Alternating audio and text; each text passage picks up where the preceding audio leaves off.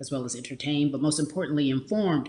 We have morethanavote.org, whenweallvote.org, and fairfight.com. Those resources are imperative as we try to change our future.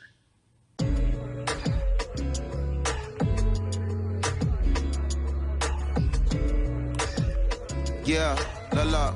There's no way that we can talk about hip hop or even the fact that we want to talk about activism, black voter suppression, without bringing in this guy straight from Port Arthur, Texas. We are talking about Bun B. He is an activist, a scholar, and an all-around gentleman. Thank you so much for spending some time with us. Bun, I don't want to start heavy, but I guess I have to, because that's where we are in the world today. It's heavy as hell. And when you think about what needs to happen in this country in terms of change, what's the first thing that you think of? Equality. That's pretty much the first thing that comes to mind, right? Black people need to be seen as equals in this world. You know, we had to fight just to be recognized as a full citizen in this country and not 3/5. The world is now seeing what we've known for so long in the culture and in the community. The one way that we can fight is obviously voting. Talk to me about what voting means to you. I hear people all the time talking about one vote doesn't matter and that voting doesn't make a difference. If that's true, why do they work so hard to suppress the black vote? Because they understand the power of the vote. And so it's time that black people collectively also understand the power of their vote.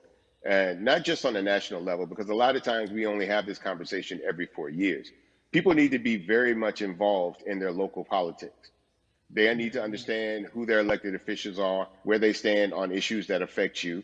And you need to use your vote to either support the ones that care about you and your condition, or to elect people who do. A newer initiative that we're dealing with is educating felons, right? So in the state of Texas, if you're a felon, right, if you've been to jail or to prison, but you're no longer on probation or parole, you have the right to register to vote. Another thing that was just brought to my attention, there's an initiative called Orange, which is happening not just in Houston, but all over the country. If you're in jail currently during pretrial, but you have not been convicted, like you're still in jail waiting for your day in court, you are still eligible to vote. And you said something so key. They work so hard to hope that we stay uninformed, but more importantly, to suppress the black vote.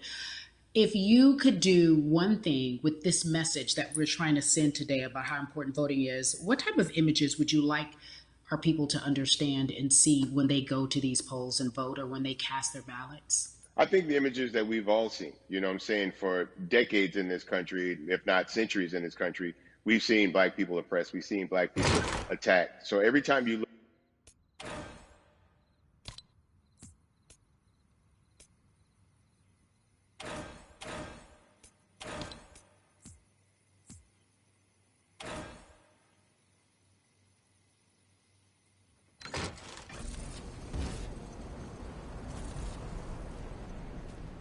to vote and make a decision about the people that have controls over our lives.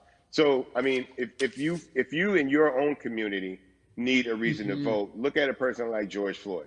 If the people in your city are not open to police reform, are not open to having a conversation about defunding the police, are not open to issues concerning economic equality, judicial equality, and racial equality, right? If they're scared to say Black Lives Matter, you have the power to put people in those positions who do believe that Black Lives Matter, who do believe in racial equality, economic equality, judicial equality, right? Who see us as human beings. And if the people in your community don't feel that way, vote them out. It's that simple. It's just vote them out. We don't have enough time to sit around and hope that people change their minds. Yeah, Bumby, you point out something so important. We have the power. And that is in our vote, and that is with our voice, and that's how we use our voice. I think of where we are right now. People say this is a particular moment, but it is a movement, not just a moment, it is a movement. Why, in your opinion, was it George Floyd's death? Why was that the chosen brutality for people to say, oh my God, Black people are still oppressed in this country, and it is not fair? I think it's twofold, Carrie, and so many different encounters between people of color and the police, there simply is no proof of what happened in the interaction. And so what happens is, in a court of law, it tends to lean towards the policeman's point of view, right? In this case, we saw very clearly what happened. I think the other thing is due to the fact that everyone was at home, basically, during this time period in relation to the coronavirus. You couldn't avoid it, right? It was on every television station. It was on every social media platform. Everywhere you turn, you were constantly hit upside the head with this message. You see in the interaction that this man did nothing to deserve what happened. That's right. I think so well said, because if you think about it, in the grand scheme of things, it wasn't worth it, and he didn't have to lose his life. I think that you touched on something that a lot of people talk about, and that is now defunding the police. That has been such a huge conversation, but there's so many misconceptions around defunding and dismantling. If you will, educate the audience. All right. So most people, when they hear the term defund the police, they tend to think of, oh, they're going to take away our police department. Nothing could be further from the point. Defunding the police means that in certain communities, even Houston, take for example, we had over $1 billion allocated to our police force. Now, what is that money being used for? Some of that money tends to be allocated towards riot shields, right? Pepper spray, right? That kind of thing. That's only used against the people that fund this budget, right? So why would the people want to supply the police with the means to oppress them? If the police are concerned about the situations in certain communities with a higher crime rate, well, higher crime rates tend to happen in communities where there's not employment opportunities, right? There's not a lot of social services, and people are going to do what they need to do to take care of themselves and their families. When the community has more opportunities for employment, more opportunities for upward mobility, then they tend to be less of a strain on the government. They tend to have a lower crime rate. And because of that, we'll have less need for the police in those communities. You are passionate about so many different things in terms of making sure that we are holding our leaders accountable. Talk to me about some of the other projects that you're working on. Well, right now, obviously, being a part of More Than a Vote is essential. We're dealing with primaries in this country right now. And we just want to educate people. We want to inform people because people are tired, they're angry, they're concerned, and they want information and they want action. And so we want to make sure that we give them the right information and lead them in the right direction. And we thank the people that do not look like us for standing with us right now, because it's very important that people who aren't Black be involved. Because if Black people could have gotten rid of racism, we would have done it hundreds of years ago. And so I'm trying to use my voice and my platform just to let people know that if they feel like I do, there's a number of places they can go to enact change in their community. People need to know about how their city council runs. They need to know that they have the ability to speak when city council meets, to let them know that that's not the way that they feel their city needs to be run. Those are not the places that they feel the money of their community needs to be allocated. And Bubby, even a step further, they can run for office in their local community. They can run for positions. Like, people act like they leave it up to somebody else. If you're upset, it's not hard to get on the school board. It's not hard to be a part of the city council. It really isn't. And depending on how small your town is, you could be a mayor. It's the power is with the people. And we need to just know that that's happening. Absolutely. And it's always been with the people. You know, if you look at Trayvon Martin's mother, Sabrina Fulton, right? She felt that there was a system of racism and a system of oppression that led to her son's death. And so what did she do? She ran for city council and she was elected to city council. Our own former president, 44, Barack Obama, right, started in the community as an activist, ran for an elected position, became senator, ran for another elected position and became president of the United States. So don't think that you can't make a difference. You know what I'm saying? You don't need a lot of money. You don't need a lot of power. Your voice is enough to make a difference. Amen. I feel like I need to go out and run for something. You gave me a rousing speech there, sir. I'd be remiss if I didn't ask you this. When I talk to my brothers, I have to ask you, as a Black man, how are you doing? Are you okay? I'm good. I have a very strong relationship with God, so prayer definitely works for me. I have children and grandchildren who are watching me, who are encouraged by what I do, and they're proud of me right now, you know, and that's really what matters, you know. The change starts at home, you know, so as long as you have a support system that believes in what you're doing and supports you in what you're doing, you have everything you need to go out there and fight the good fight. And for those that don't, there's a community of people here to help you. So you can go to places like morethanavote.org. There are many different places that will encourage you, inform you, and they will put you with groups of people that feel like you, that are ready to take action. So no one has to go about this alone if they want to do it. Yeah, we're stronger together. People have been saying it, but that has much more meaning now that we are in our movement, not just this moment. Bumby, it has been an education, always a pleasure. Thank you so much. I appreciate you. Keep fighting the good fight. Keep up the good fight.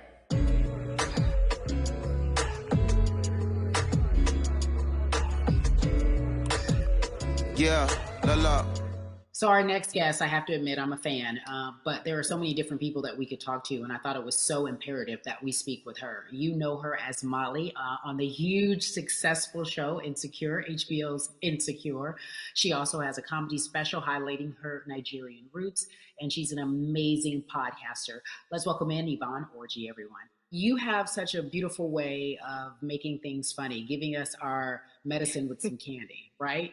The humor and the Yeah. healing. You bring all of that to your space. And right now, as you look across this country and how everyone is so broken and so upset, if it's not social injustice, it's the pandemic, it's depression, it's unemployment, the list goes on and on. How are you doing, quite frankly? I am I'm rediscovering self in a way I that is hard but necessary, that will lead to ultimate joy. I know it sounds like a lot, but no, I think I personally think that God put all of us on a global timeout. Like we just, America hasn't done as good as other people when it comes to timeouts, because everyone else is out playing at recess, and we're still in the principal's office hoping and wishing we can come out. But I think that if we settle into the timeout and really learn the lesson that we're supposed to learn from this season, I think we'll emerge better. We'll learn how to play well with others in more ways than one.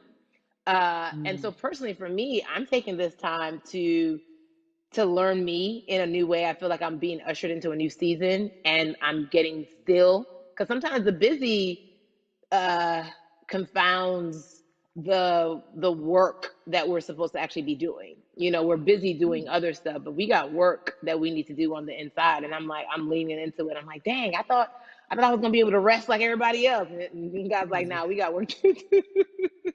You know what? And I think that's what everybody is saying about 2020. It's demanding that we be better. And you said it's a global timeout. What do you mean by that? Yeah, it's like everyone sit down, be humble, to quote the great prophet Kendrick Lamar. But like, no, seriously, sit down and let's reevaluate some things. Let us unearth and shake up the things that we have been trying to hide within ourselves, within our nation. I think America is going through an unraveling right now, a much needed, a much necessary one. And I think all eyes on us, right? There is no, oh, I was on the subway for an hour, so I didn't miss that thing that happened. No, everybody was home. Everybody, was watching when George Floyd died, and everybody, no one could hide it. Everyone was watching when Amy Cooper called the cops. Like, this is a time where it's like, oh, we can't.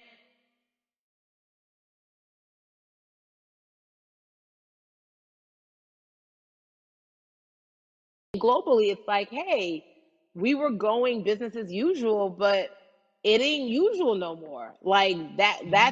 that's old.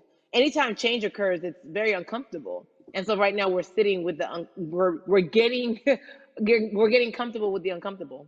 The minorities, we've been comfortable with being uncomfortable because that to me explains just the existence for whatever we want to do, how we break into our careers, how we live our lives, how we find ourselves one of the few or one of the first.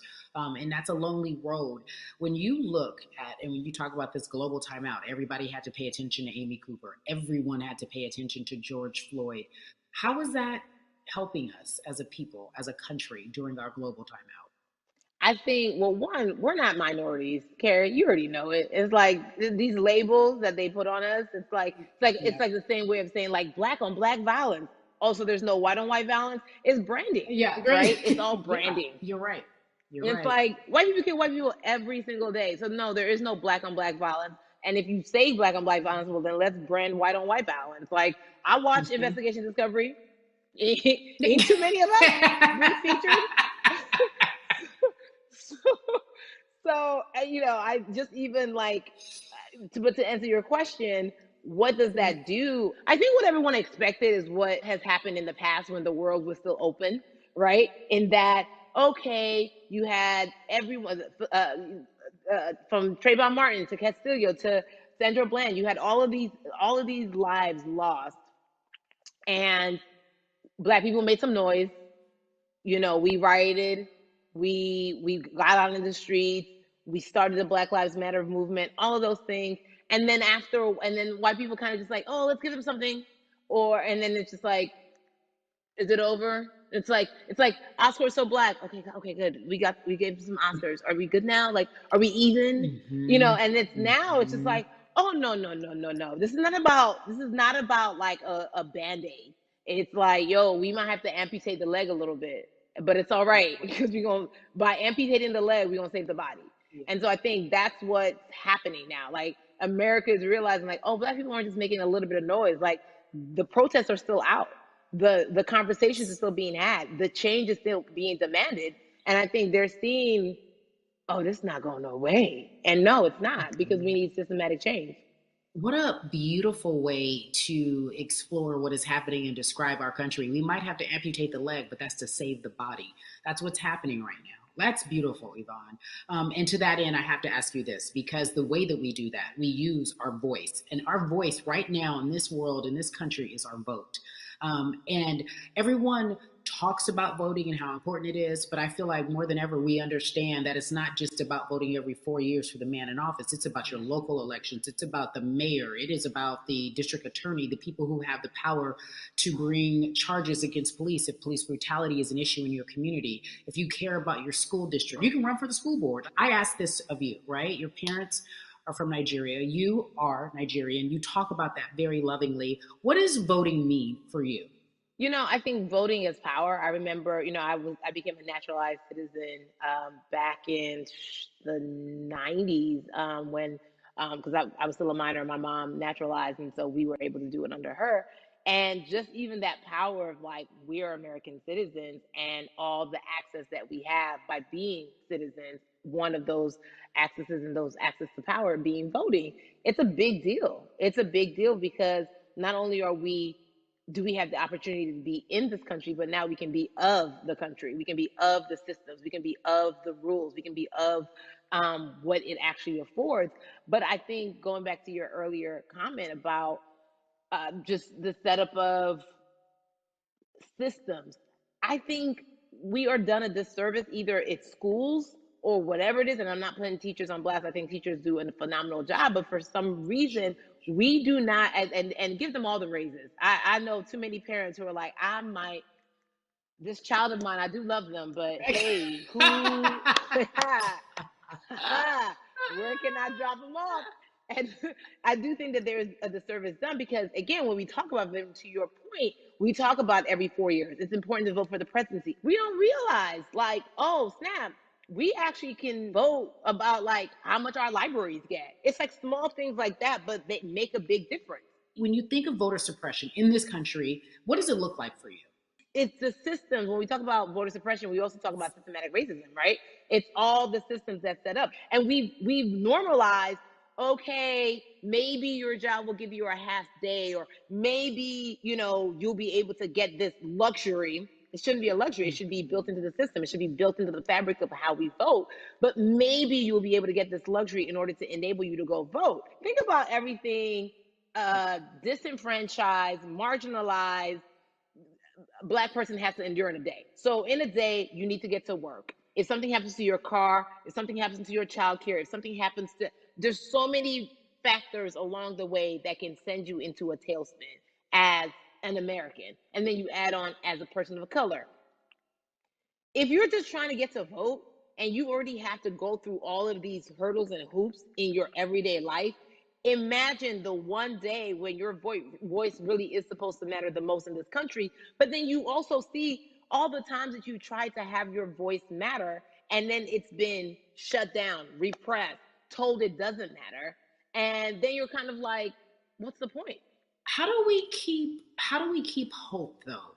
If I'm watching this right now, how do we as a people stay hopeful? How do we believe in the promise that these quote unquote forefathers have given us? Because have you met Black people? By default, like hope is infused in our DNA. Like you know what I'm saying? Like by like if we haven't been broken now through, be it through You're right. slavery, through Give it to me. Give capitalism, it to me. through Give it to me. colonization, through Yeah, segregation, you're right. through, you know, I mean, listen, the history of Black people in this country is, at one point we were 3/5 the people. Mm-hmm. That's it. At one, That was a written law. And look at us now. We are whole. We are Black girl magic. We are Black boy joy. We are, you know what I'm saying? What I think about in terms of giving us hope, right? We're making a lot of people nervous right now, Carrie. We're making a lot of people nervous right now because they're like, dang, we put all these obstacles in their way, and these jokers are resilient. But that should give us hope. That should give us hope that, like, we can't stop, won't stop. I mean, I went to the school of Diddy, you know what I'm saying? Hashtag, Harlem shaking it right now. Can't stop, won't stop. And I think that's our motto. We can't stop voting and we won't stop voting. We can't stop marching and we won't stop marching. We can't stop thriving and we won't stop thriving. To that end, because you led me directly there, I've been asking everyone who's appeared on this platform, what does activism look like? And I feel like back in the day, we had an idea. Yes, it is marching. Yes, it is protesting. Yes, it is speaking out against things that we feel are not right or unjust. But talk to me about what activism looks like for Yvonne Orji. Listen, activism, I think the beauty of activism is that it has many faces, right? You're going to have the people on the front lines. Like, you know what? Martin Luther King marched, but there were a lot of women who were in the homes like, hey, BT Dubs, when they come back, this is how we support all the people who are marching on the front lines. And we're going to be here doing what we know to do best here. And you know what? Somebody needs to bail them out of jail so now we need to be in the community, getting money or whatever it is. So it's like everybody has a position to play. And so play your position like a shortstop, bruh. So whoever you are and whatever you do, play your position. So activism could look like, you know what? I'm not the one that's built to be on the front line, but you know what? My pockets go deep. So I'm going to support the people on the front line. You know, I'm a comedian. Black joy is a form of activism. There's always a call for entertainers or celebrities that have the platform to do something. Why aren't you speaking out? I'm not a believer in thinking that it's mandatory. Like you said, everyone can be an activist and be activated in different ways. But talk to me about the connection. Talk to me about the marginalization in your world and how you feel like it even inspires you to say more and use your platform to do more. Beneath the surface of what we do, like Niecy Nash says, it's the who, right? The who is the person who's going to be like, hey, let me call this out. Either blind racism in terms of overt racism, in terms of ways that we can be better, in terms of ways that we can actually be more uplifting to the community that you may not even realize that you're serving. Before I let you go, talk to me about the urgency, in your opinion, for people to vote, our people to get out and vote this coming election. Yeah, I mean, guys, if you think you're tired now, I'm telling you right now, we cannot take this sitting down. We can't take this jokingly. I understand that it may be hard to figure out who to vote for, but at the end of the day, we got to vote for our families. We got to vote for our legacies. We got to vote for continued progress. We have to vote for upward mobility. We have to vote for equality in a way that is long lasting. And if we succeeded before, we can do it again. You talk about the hope. This is the time.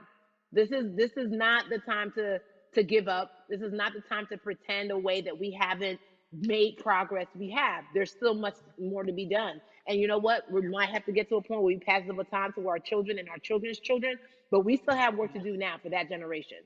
Yvonne Orji, you are everything. You are Molly, but you are not Molly, but I love you so much as Molly on HBO's Insecure. You are an amazing podcaster, Jesus and Joloff. Shout out to Lovey. And then we also have movies. Like you, The World, you're a model, a cover model. Also, wait, don't let me forget your hugely successful stand-up comedy special on HBO. Girl, you're doing it all. And I am so grateful. You are truly the dream, not just the American dream. You're the Black girl, brown girl, do it all dream, the immigrant dream, everything. You're a beautiful, beautiful soul.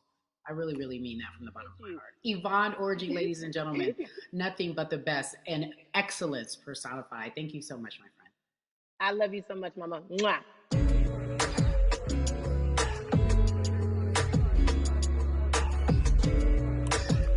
Yeah, la la. So Atlanta has been one of the hotbeds in terms of political unrest and social injustice. We've seen so much happen in that city, and we've also seen so much come from that city, including one of our very own founding fathers of the civil rights movement, and that's Martin Luther King Jr. But right now, we want to welcome in someone who has used his platform to talk about voting, to talk about racial injustice, and how he's trying to help. Atlanta's very own Russ joins us now on We the People. Russ, I'm not going to fan out and tell you what some of my favorite songs were that I listened to repeat on yours. We're going to get to the topic at hand. So Amazing. we got to talk about recently you did an interview where you shared your outlook on culture and music. And you also were very candid about the fact that you have a privilege and that it's necessary for you to give back. Tell everybody about what that means. It's very obvious, I'm white and I'm in Black culture and I'm benefiting financially off of it. So I feel like if you're a white person financially benefiting off of Black culture, you have to put finances back into Black culture. It's just that simple. The screenshots with your feelings, it just comes off like fake empathy because it comes off very dismissive and very oh, that sucks for y'all. But anyway, back to what I was doing. Have you felt that way always, or is it now because of the time of where we are in this country? I've always had the feeling. I think now it's just obviously elevated. It's a new level, and there's new, it's to the point now where you can't. First of all, you can't not say anything. Second of all, though, I just think saying something isn't enough anymore. I think if you have the ability to put money back into a culture that you're financially benefiting from, you have the ability to. You should. It's interesting that you talk about it in that way because some people do believe that silence is the best way to go because it's hard to talk race, especially if you're white and you're in the Black culture. People just feel as if they can't talk about it. They feel awkward. They feel as if they don't have the privilege or the voice or the words. How do you find yourself right now in terms of interacting with people when they want to talk to you about social injustice, police brutality? What's going on in this country right now? Well, first of all, picking and choosing whether you want to be silent or not about race, that's a privilege in and of itself. But no, I mean, I try to just do my best to listen to the Black people around me and the educated Black people I have in my life. So I do my best to not act like I have all the answers for everything, especially in a culture that I'm not from.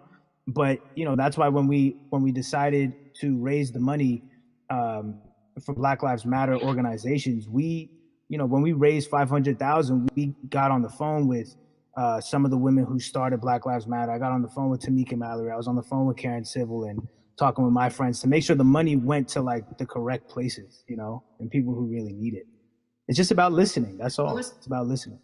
Let's talk about that for a moment because the way I think of activism, for me, it looks very differently. It's not necessarily just protesting on the front lines. I think that's great. But what about being an activist in the way in which you have decided to be one? What inspired you? What did it look like? You said you raised money for Black Lives Matter. What did you do? Mm-hmm. Walk us through everything that you did and how you find yourself in this moment right now. So for me, it was 3 years ago. I had like a string of festivals. And I decided that I was going to wear T-shirts with a message on them because I figured what better time to use a platform than in front of, a bunch of people. So one of the T-shirts I wore was, if you want to change the system, speak up, white silence is pro-racism, the whole thing. And it didn't really it kind of got swept under the rug back then. But, when all this stuff started happening again, and it's been happening, the police brutality against innocent Black people, I was like, man, I'm not the biggest artist in the world, and I certainly don't have the most white fans in the world, but I got a good amount of people that I can definitely mobilize and turn into some money, and I know they're down for the cause because it's merch, it's a good thing, and I've always been outspoken anyway, and so how am I going to be in Black culture and not be outspoken about racism? And then I got to ask you this because you grew up in Atlanta, so that gives you a heads up, depending for so many people, because you're in the crux of that beautiful Black city where there are so many wonderful Black leaders, home of so much great music and things that speak to our culture right now. And we are really, really getting our word out, especially with this platform today, and saying that we must use our voice to vote. Talk to me about what the importance of voting for you in this upcoming election. Yeah, so full transparency, I had never voted before, ever. Um, and because, I was one of those people who was like, my vote doesn't matter. And, and I don't know, maybe it's because I was younger, maybe it's because I really thought that, or I don't know, but I just think that it's got to, now this is a bit of a privilege to say it's got to a breaking point for me, because obviously it's been past the breaking point for Black people. But I think that as a whole, the young people need to get out and vote, because we're the ones that never show up. You know what I mean? We never show up to vote, but we're the future. So it's like, look, we got to go out there and vote, and then whatever happens, happens. But at least we did our part. You got to do your part. You're very candid in saying that you just decided to vote. And I think there's a beautiful irony in the fact that you have your fans saying, because of you, I'm voting. Right. And there's something beautiful about that. But I want to know why now for you. Why in this moment is it important for you to vote? And what hit your spirit to say, yes, this is the time to do it?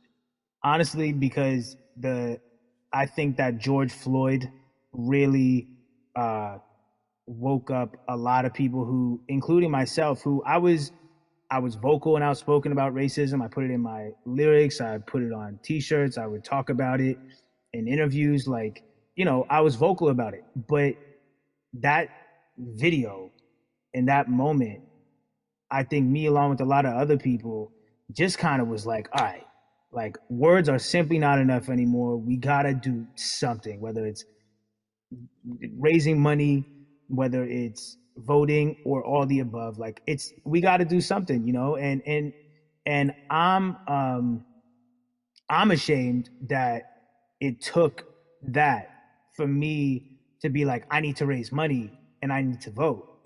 It's a shame. And I don't know, I guess it snapped a bunch of people out of it, and even if you were vocal and whatnot, it's time to actually put your money where your mouth is. It's time to go vote. It's time to just stop talking about it and be about it, and it's been time for that. But like I said, I'm ashamed that it took me this long to actually really, really be about it. But I'm here now. So Russ, we all know that this is going to be your first time voting. Tell me what that experience is going to be like for you in terms of what you're excited about. I think what it's going to do for me. It's going to let me know that I'm contributing to something bigger than myself, and I'm actually putting my money where my mouth is, and I'm being about it. Because for so long, and I know I'm not alone with this, but standing on the outside and just screaming about this and that and this should change, and it's like, all right, but did you vote? And so I know it's gonna feel good to know that I played a small role, and that's the problem. I think the mentality of like, my vote doesn't matter needs to be changed to, my vote, albeit small, does matter. It's a role I'm playing, and if I play my part and you play your part and he and she plays their part, then we make a difference. But it'll feel, I have a feeling it's gonna feel very, very bigger than me. I think when you realize that giving actually feels better than receiving, that's when you start wanting to do your part and contribute. So voting is an easy way to give, Yeah. To whom much is given, much is required, and you have been given a huge platform, and we are so grateful for you, Russ. Philanthropist, artist, community activist, first-time voter. We appreciate you for doing this, okay? Thank you. I appreciate y'all.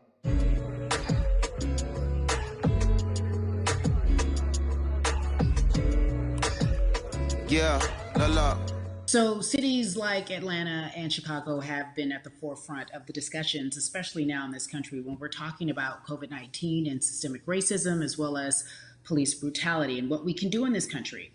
Again, we're continuing our conversation, letting you know that your voice is your vote and your vote is your voice. We can change where we are in this country. Currently, I'd like to welcome in Chicago Cubs right fielder Jason Hayward. I appreciate you.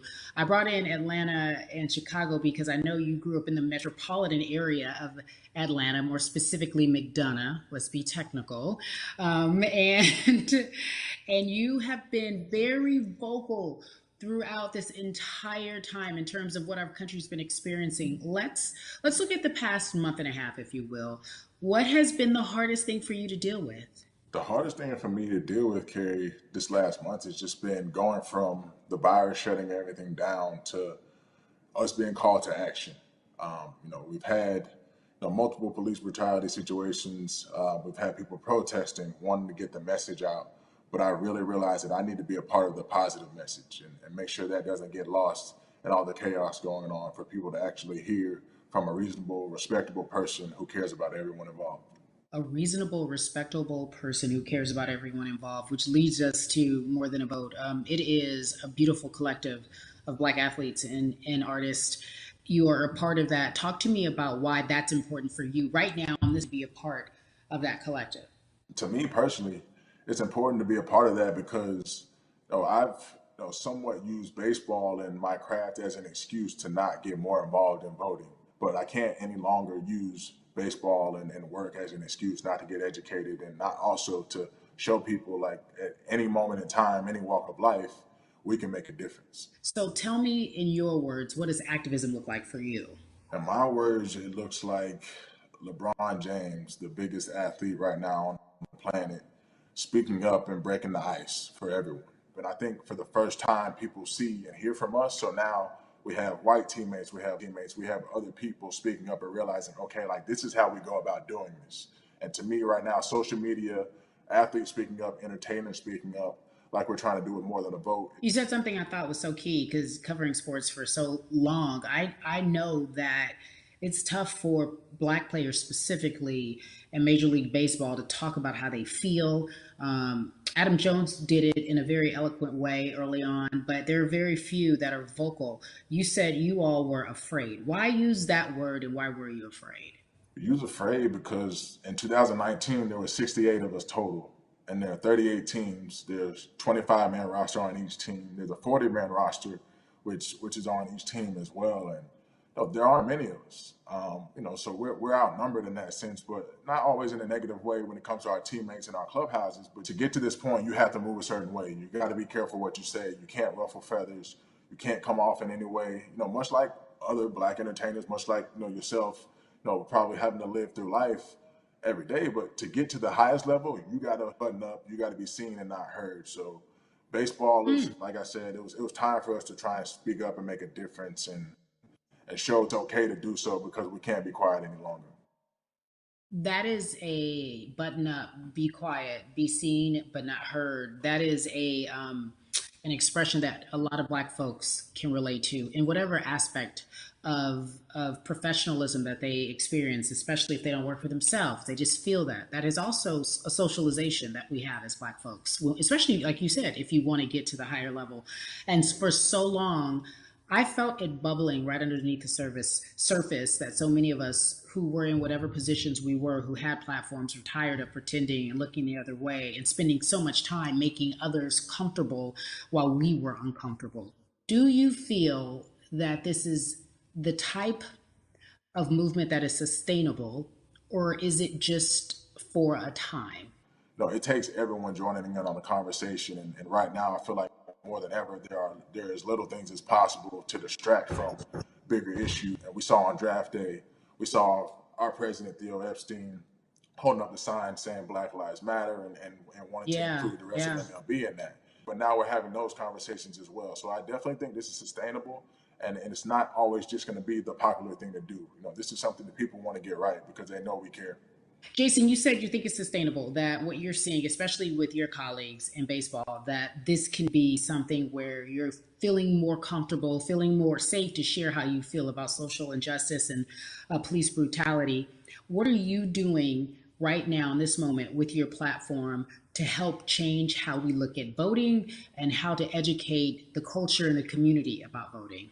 Well, first, what I'm doing, Carrie, is joining up with More Than a Vote and joining up with other athletes and entertainers to get that message out and use our platform in that sense as a group. And try to create a brand with this to make it something that's not just about the election coming, make sure that it's about people getting educated for years to come and figure out where to vote and how to vote. We've got people in different areas that cover different demographics.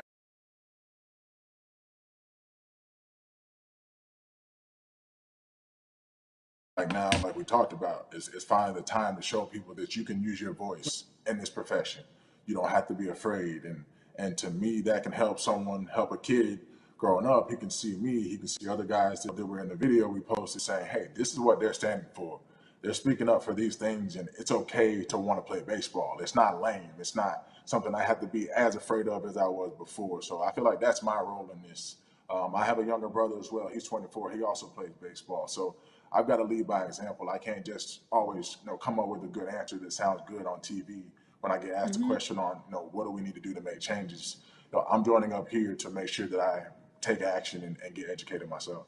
For one, so many people, I feel like in Atlanta, they're on the move. Or when you want to try to make a vote and try and cast your vote, you have to do it by mail. You have to sign up for the absentee ballot. Then you have to get another ballot in return. They have to send it back to you. Well, for me personally, they didn't send that back until it was too late, right? We didn't get it in the mail to the address that's an Atlanta address at my parents' house. We didn't get that in the mail until it was too late. And then from other friends and family that are still in Georgia right now, I just hear about them being held in lines too long and trying to get off work. And we know how it is for any family, but let alone a Black family in the city or in the suburbs trying to take care of their family and trying to provide for them. You try to get off work, and then you're like, wait a minute, you start looking at the clock. It's like, oh, this is not going to happen today, right? And so I saw, Mayor Keisha Bottoms, reach out via social media to people and say, hey, I'm going to address these issues right now. I need y'all to stay in line to cast your votes. Keep hanging in there. So to me in Georgia, that's what that looks like. Well, it's interesting that you even bring that up because there have been all these images specifically from Georgia, because that's such a battleground, where you see people, especially when it came to the primaries, doing whatever it takes. And this is real life voter suppression that you're talking about. It's been happening for decades. It's not fake. What you're saying, these examples of sending you your ballot too late after the fact or shutting down the polls at 6 o'clock while people still are in line, that's a real life issue. There needs to be some type of change. And I think that what we're doing right now is fair. But the idea of voter suppression, do you think that is well known, especially with folks, within the generation, your generation? I think it's known in our communities, right? I don't think it's spoke on enough. I don't think there's been enough light drawn to it. Bring it to light. Let people hear about it. Let people learn about what that looks like. And get more people to say, okay, look, like this is going to happen. We have to expect this, and we can no longer make the excuse. We can't say they didn't warn us. Jason, everybody knows, or it feels as if everyone knows that the time is now. America's paying attention to us. We have their eyes. We have their ears. If you look toward the future, what are you most excited about in terms of seeing a change? I'm excited about how fast the word is traveling. The word is being spread right now. The biggest athletes, the biggest icons, biggest entertainers are doing their part, but I'm also seeing people out there on the streets doing their part. When so many things got lost, could have very easily got in the commotion when it came to protests, and you saw rioting, you saw looting. People still stood their ground, and people still went out there and said, look, we're doing this for the right reasons. We're going to come together. We're going to use drones. We're going to use social medias. I feel like this is a new wave of getting things done the right way and just spreading the message. You're right about that. And you're right. People are spreading the word unapologetically. We out here. We doubling down. Thank you so much. I appreciate you. Right.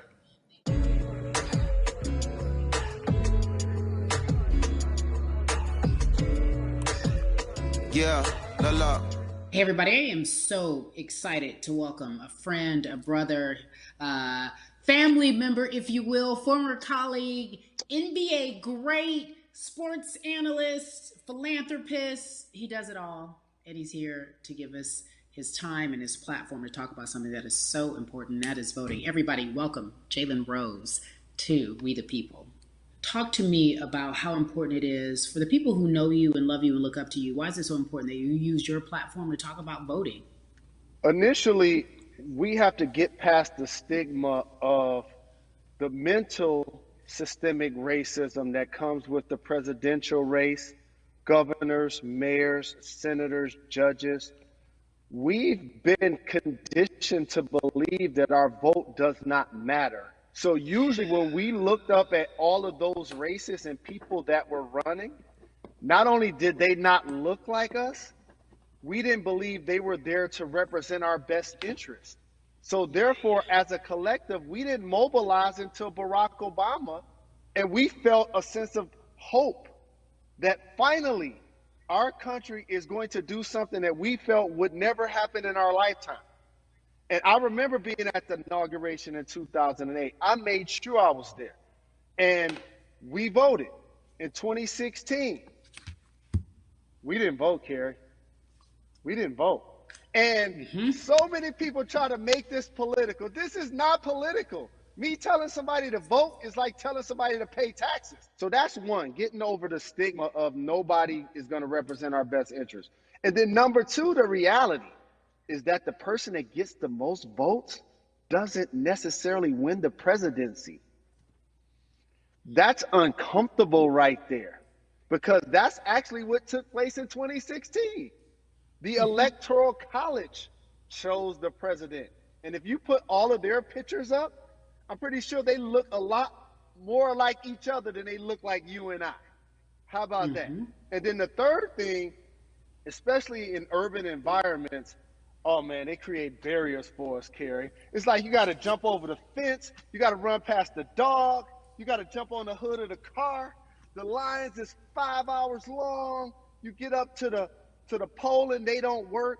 Elderly people working in the city, while they got the young people who understand technology working in the suburbs. Like, these are all systematic things that try to discourage us from voting.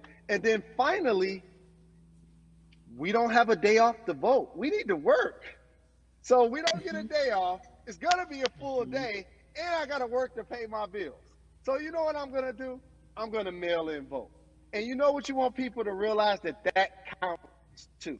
So your vote will be counted if you're able to mail it in. So those are a few things that I hope that we can do and mobilize. And shout to LeBron and his team. Shout to you and everybody involved. We will make a difference. Well, let's talk about more than a vote. There is a Black collective of athletes, of artists coming together and saying voter suppression is a real deal, especially in the Black community. When you just talked about, I got to work, so I can't go vote. And then when we do get in the booth, just in case we don't have to work, do we know who we're voting for? Not only do we have to vote, we got to be educated. And it's not always even about the man who's in office or the woman who's in office for president. It's about your local elections. It's about the people who are your DAs, your state DAs, like the people who actually make change in your community, who will change police brutality, who will make sure that your community is taken care of, who will defund police and hope that they can help you in stopping police brutality. So talk to me about why you decided to be a part of More Than a Vote and what it actually means. Well, it means a lot to be involved with such an impressive collective, as you mentioned. And I said this multiple times, and I know it can be uncomfortable when I say it, but a lot of times we have to get to the root of the issue before we find a solution. And the quote was, I wish America loved Black people as much as it loves Black culture.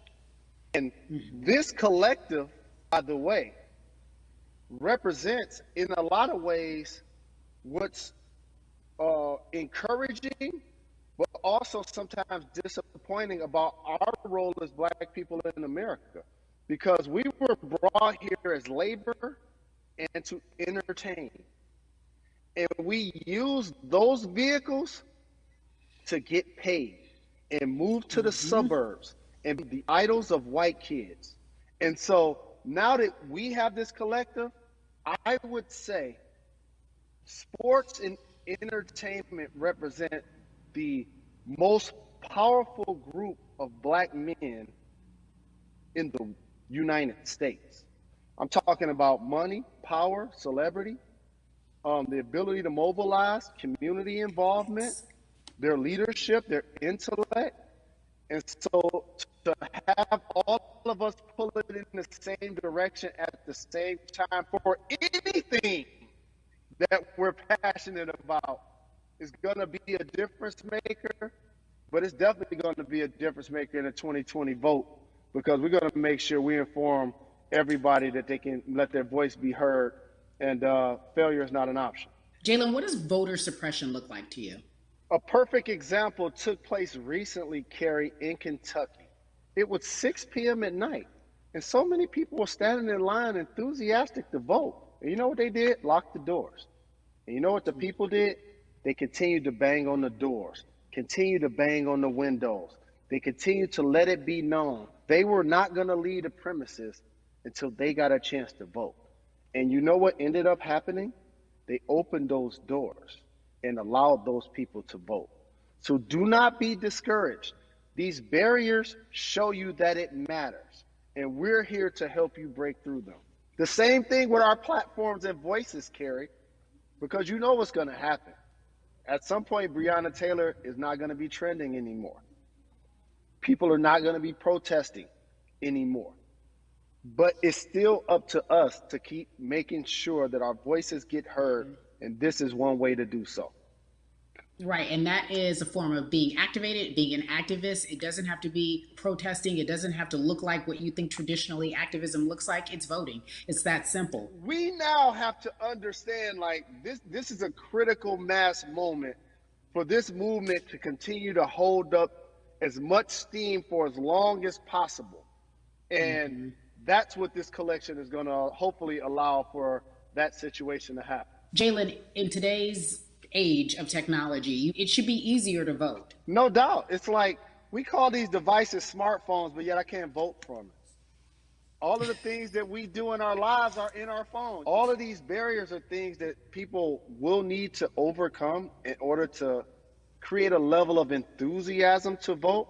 And again, this is not political. It's your right to do so. And there's so many times where you feel like somebody may have gotten done unjustly in your community. Pay attention to who the judges are, who's running for Senate, mayor, governor. Pay attention who's running for president. And let's make sure in 2020 we make a difference. Why is more than a vote so important and invaluable in our community right now? Well, because right now, I think we have an opportunity to let our voices be heard louder than ever. Anytime you see the mobilization of white kids holding Black Lives Matter signs, that means there's a breakthrough. Now, what happens with that breakthrough is the next step. You're going to look down in your email, Carrie, you're going to see all of these companies telling you how they're going to work on their diversity, how they're looking themselves in the mirror. They need to make change, just like in sports, right? Look on the field and on the court, all those black players. The further you get up, it's like altitude or a ladder. It gets thinner and thinner. And so a lot of people talk about the system being broken. I hate to remind people that it's not broken. It was built this way. And one of our ways to help change the system is to vote. So that's why more than a vote is so very important, so we can make sure everybody participates and gives themselves an opportunity to let their voice be heard. I think it's interesting because you talked about Black men being very powerful in the U.S. if they're athletes and entertainers, because for so long those have been the only avenues traditionally to create wealth. The NBA season comes back. What are your feelings on the season coming back? In the midst of everything that is happening? I think you'll see players challenging the establishment more. You're going to see them saying, okay, if you have all of these marketing and promotional deals, how many of them are with minorities? How many people are you employing in NBA? What about certain teams? Who do you have as a minority owner? Or what about the candidates that you have for positions of power?